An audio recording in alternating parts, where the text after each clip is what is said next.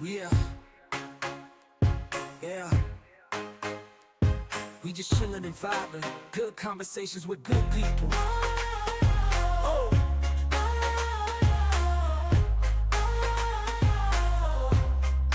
good conversations with good people. Yeah, yeah.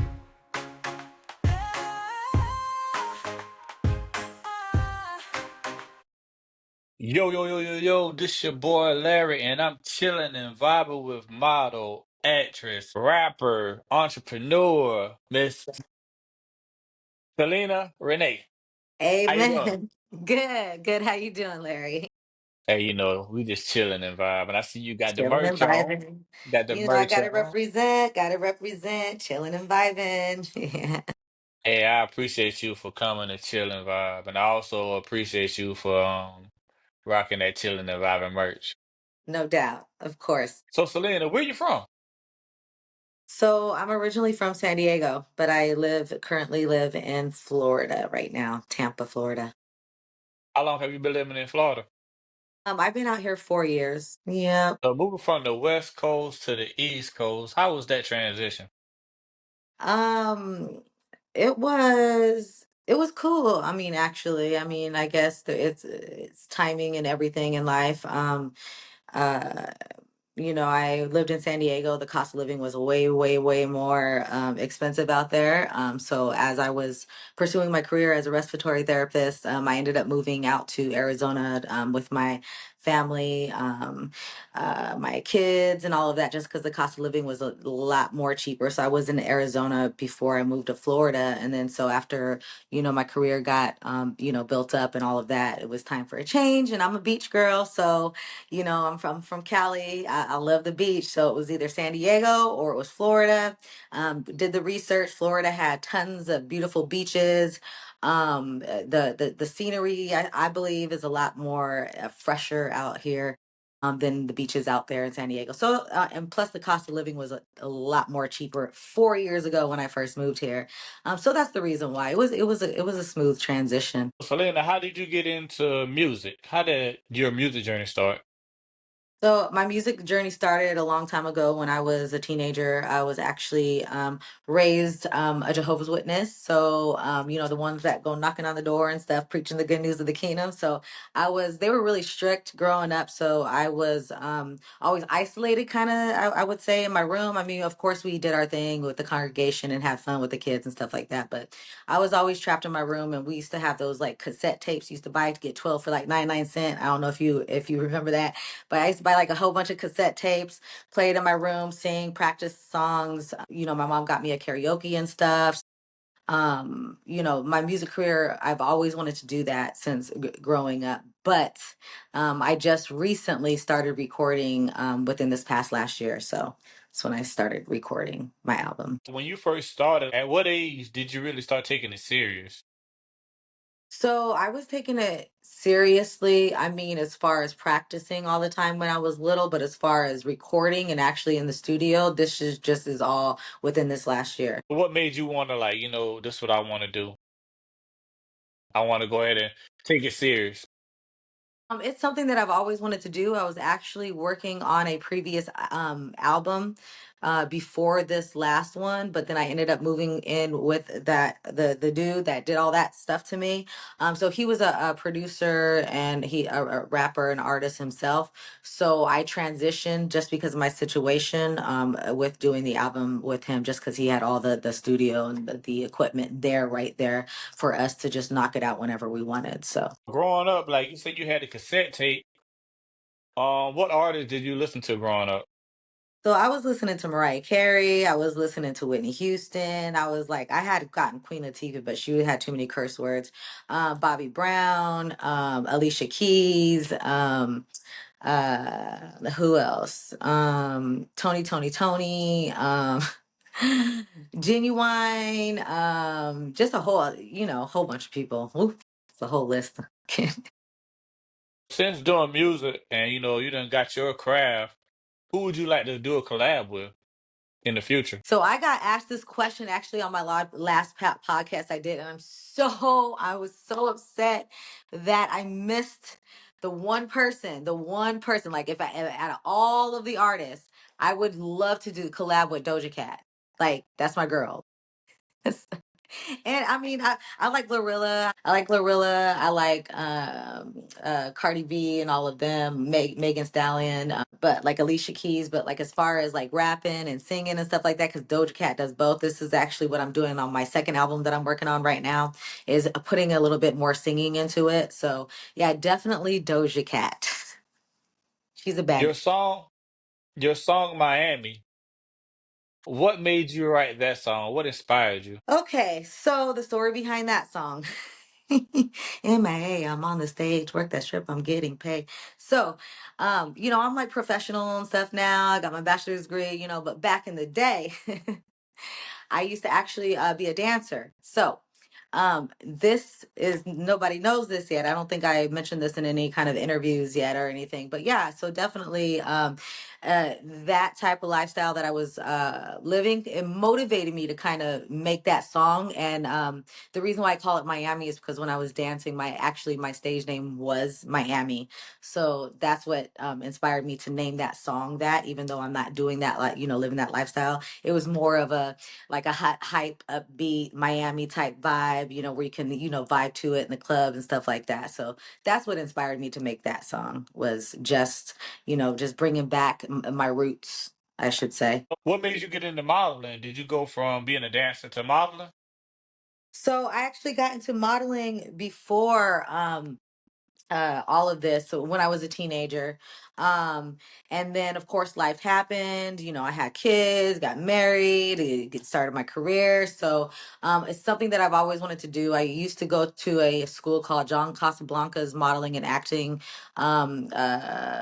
career, or it was a school for modeling and acting and stuff. So I used to go there. But it didn't happen until last year. Everything is when, I'm settled in my life, my career, I'm good. Even though I'm still going to school right now for my master's degree, I have more time to focus on it. I mean, I have 6 kids, you know what I mean? So life has just happened. So I'm recently just now getting active into all of my modeling, acting, and singing, dancing, and all that stuff. So how did it feel being in a magazine for the first time? It felt good. I was ecstatic. I was super excited and dope, and just really honored to be in the magazine. Yeah, I had saw that. I said that's dope. Because I remember Yeah. my first time being in a magazine. Matter of fact, I was Yeah. on the cover Oh of a wow. magazine. That's When I was, awesome. doing my music thing back in the day. Right. Okay. Yeah, it was Hey. Level 21 magazine. It was pretty Wow. dope, They were just not starting up also back in the day, but it was an honor for me to be, on the cover of it. Okay. What, you to rap or But yeah, I definitely did not sing. and singing? No, no, I just spit a Oh, few you said you bars. definitely do not sing. No, no. Okay. Good, I'm good. gonna leave that to y'all singers out there, the deep voice right here. Nah. I Hey, I spit a got a few raspy bars. one. Yeah, yeah. I There you spit, go. Cool. so like being a model, and actress also, right? Yes, sir. Acting. How did that start? So that started. I just hit up a couple of producers via Instagram, and they had like casting calls. So I auditioned and I got the position. Yeah, and that's a dope experience. I recently was in a movie also. I had a little cameo, and Yeah, me and my daughter they played at the movie theater and all. Me and my daughter nice. and my mom, we went to see the movie. And my mom Oh, she didn't know I was in the movie really. She thought I was playing. They was sitting there watching, and my daughter like, "Daddy, that's you." Like, yeah. Huh? hey, yeah, that's an awesome experience. Yeah, for sure. And my mama, she look at me like, "Oh, you think you slick? That's why you want me to come to the movie with you, huh?" Like, That's yeah, man, your son hilarious. doing a little thing. Your son doing a little something, something. Right, little something, something we got going on. A little something, something. And I'm supposed to be going on. Me and my daughter supposed to be going to Jersey to be in another movie together. Oh, okay. Oh, Yeah. nice. So, she saw me. Now she gonna be able to see herself, you know, Hey. movie too. I just try to give her those experiences, Yeah. there's Hmm. more out there, It's not just Amen. little old South Carolina. The world is a big Amen. place, baby girl. The world is a big place. For sure. I do the same thing with my kids. Yes, sir. Being an entrepreneur, it's hard. A lot of people don't realize, like, being your own boss, it's good, but you got to put that groundwork in. You got to crawl before you walk. And a lot of people want to jump up there and start walking first. Right. So, like, what made you want to be an entrepreneur? Being an entrepreneur is something I've always wanted to done.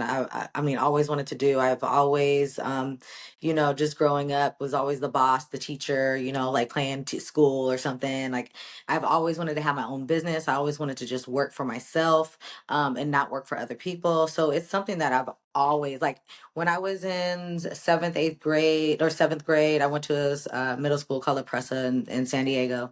And so I used to have like this little mini backpack, like those little mini backpacks back in the day. They have them now, but it's like a backpack. And then so what I used to do is go to this one place called GTE Discount Store, and they used to sell like large quantities of items like that. I don't even know if they have that store open anymore. But anyhow, I used to buy like Snickers bars, Airheads.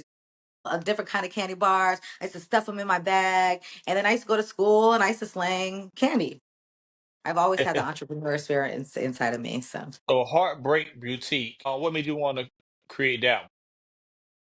so I wanted to create a website just because to assist with people who cannot afford, the high end clothing. I know they have other websites or websites similar to that. But I just wanted something for myself that I can cater to the more lower income, middle class people where they can, buy affordable things, but still look, like real legit when they go somewhere. You know what I mean? Like they can pop their collar type of stuff. And yeah, so I just wanted to do that and, just have a website where I can just go buy my own clothes but that's currently under construction right now. So, Yeah, I was about to ask you, like, how could people, go to that website, but yeah. we'll get there. Selena, do you got any music videos out to your songs yet?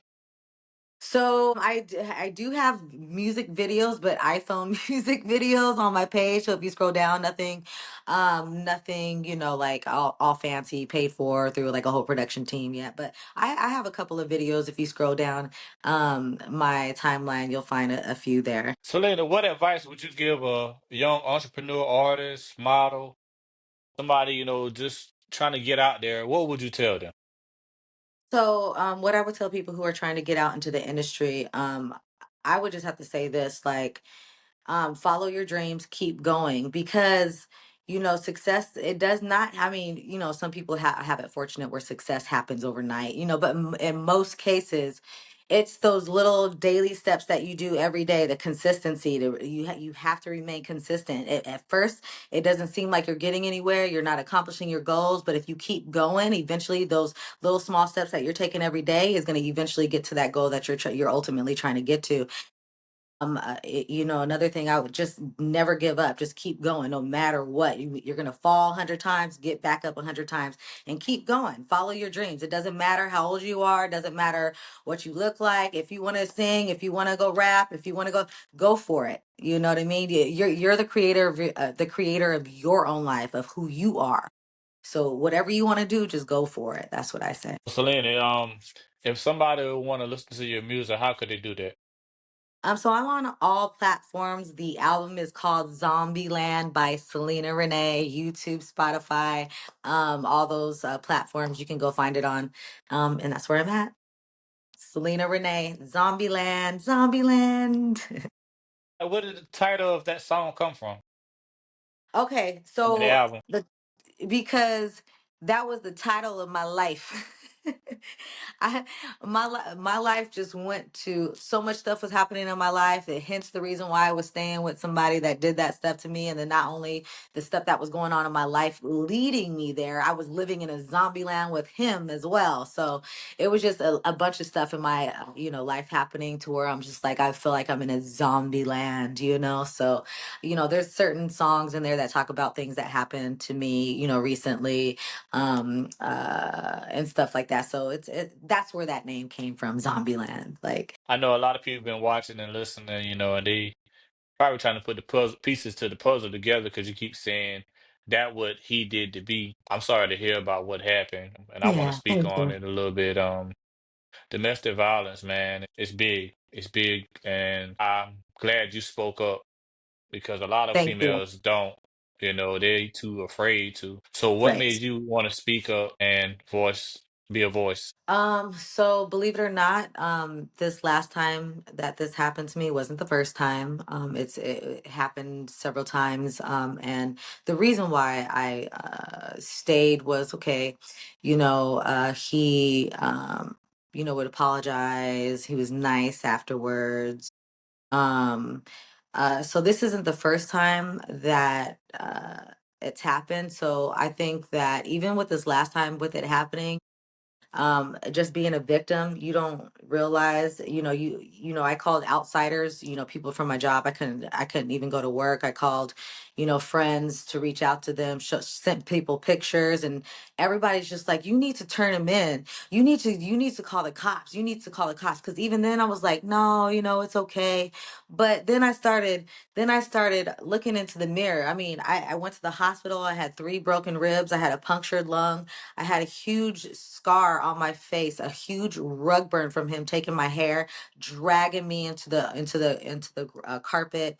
I mean, I have belt marks all over my body. So ultimately, what led me to finally calling the policeman is like I got pissed off looking at myself in the mirror, and then speaking to other people, and then I just finally came to my senses and called the police. So, when the police came, was he there?